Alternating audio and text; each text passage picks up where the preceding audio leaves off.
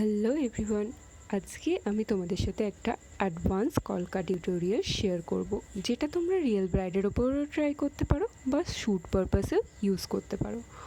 প্রথমে আমি টিপের এক সাইডে 3টে পাপড়ি করে নিয়েছি আর তার ভেতরে একটু ডিটেলিং অ্যাড করে দিয়েছি। সেমভাবে আমি ওপরেও 3টে পাপড়ি করে নিয়েছি আর ডিটেলিং অ্যাড করে দিয়েছি।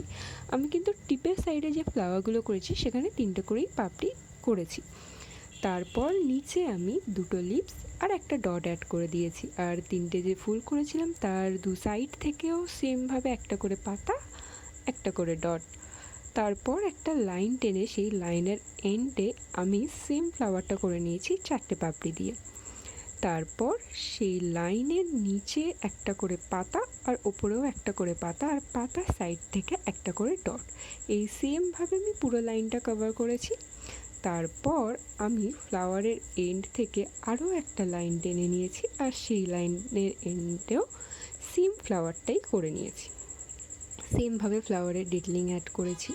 ডটগুলোকে একটু এনহ্যান্স করবার জন্য ডট কালার আমি একটু ডিপ করে অ্যাপ্লাই করেছি, আর সেম লাইনের ওপরে আর নিচে লিপস আর ডটের সাথে সাথে সরু সরু কয়েকটা লাইন।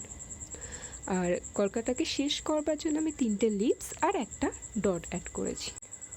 প্রথমে আমি শুধুমাত্র ডটগুলোকে হাইলাইট করেছিলাম হোয়াইট দিয়ে, তারপর আমার মনে হলো পাতাগুলোকেও করা উচিত, তাই আমি পাতাতেও হাইলাইটিংয়ের জন্য হোয়াইট ইউজ করেছি। আমি যেহেতু এটা ব্ল্যাক আর্ট পেপারের ওপর করেছি তাই হোয়াইট ইউজ করেছি। তোমরা অন্য কোনো কালারের পেপারের ওপর করলে সেক্ষেত্রে রেড ইউজ করতে পারো, রিয়েল ব্রাইডের ওপর করলেও রেড ইউজ করতে পারো। আর ফ্লাওয়ারগুলোর মধ্যে তোমরা তোমাদের আউটফিট ওয়াইজ কালার দিতে পারো, সেক্ষেত্রেও কিন্তু খুব সুন্দর লাগবে।